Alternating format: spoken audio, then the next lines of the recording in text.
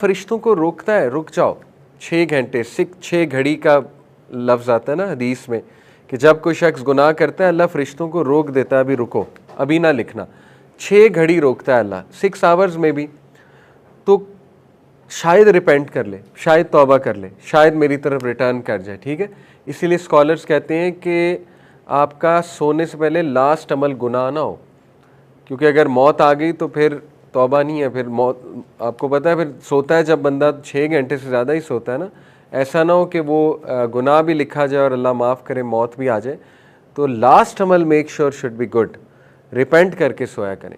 Doesn't matter उससे पहले क्या किया, खुदा न खास्ता, लेकिन last Amal should be good, should be good. और 6 आवर्स अल्लाह ताला फरिश्तों को वेट कराता है। ये मोहब्बत नहीं तो ये क्या है। अल्लाह ताला जो है वो हमें इम्यून सिस्टम अल्लाह ने ऐसा दिया हुआ है, कितनी चीज़ों से अल्लाह हमें प्रोटेक्ट कर रहा है, कितनी बीमारियों से हमें प्रोटेक्ट करता है अल्लाह सुब्हानहू ताला। इसी तरह आप देखिए कि अल्लाह सुब्हानहू ताला हमारे मामलात को कैसे हैंडल करता है। अगर हमें पता लग जाए तो हम सजदे से ही ना उठें। The way he handles our affairs, तो इतने चांसेस जो रब दे रहा है और इतनी मोहब्बत जो अल्लाह दिखा रहा है और जो वेट कर रहा है हमारा, तो नमाज में उन इमोशंस को लाना चाहिए कि मैं उसके सामने खड़ा हुआ जो मुझे सबसे अच्छा ट्रीट करता है। इसी तरह आप देखें, तीसरी रीज़न मैंने क्या बताई थी कि उस इंसान के एट्रीब्यूट, तो अल्लाह तो खालिक है, अल्लाह के तो परफेक्ट एट्रीब्यूट्स हैं। अल्लाह ताला सबसे ज़्यादा जेनरस है, अल्लाह ताला सबसे ज़्यादा मर्सीफुल है, अल्लाह ताला सबसे ज़्यादा पावरफुल है, अल्लाह सुब्हानहू ताला सबसे ज़्यादा मोहब्बत करने वाला है।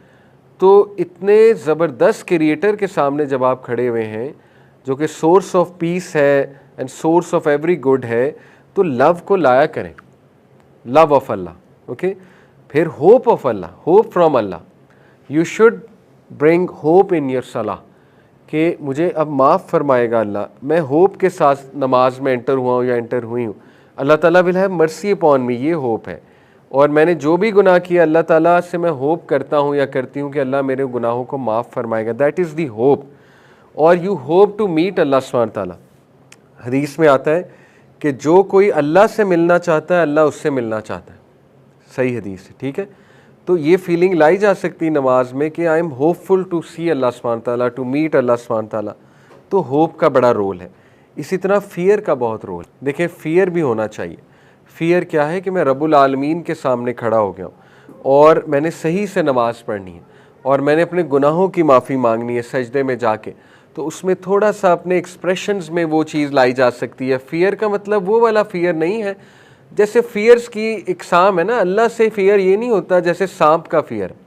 सांप का फ़ियर तो नेगेटिव फ़ियर है ना, या शेर का फ़ियर तो नेगेटिव फ़ियर है, that is not fear of अल्लाह।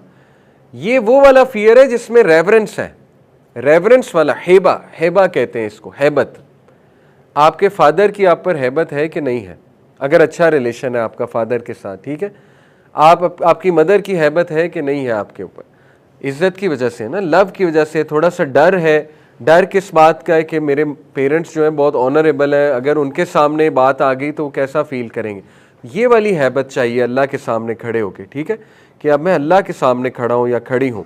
तो अल्लाह ताला के सामने खड़े होते ज़रा एक्सप्रेशंस भी लाने चाहिए इंसान को, थोड़ा सुभाना रब्बिल अज़ीम कहते हुए मतलब रोने वाला चेहरा भी बनाया जा सकता है कि अल्लाह आप अज़ीम हैं, मेरे गुनाह बहुत ज़्यादा हैं, लेकिन आप तो सबसे अज़ीम हैं, आप मुझे बख्श देंगे।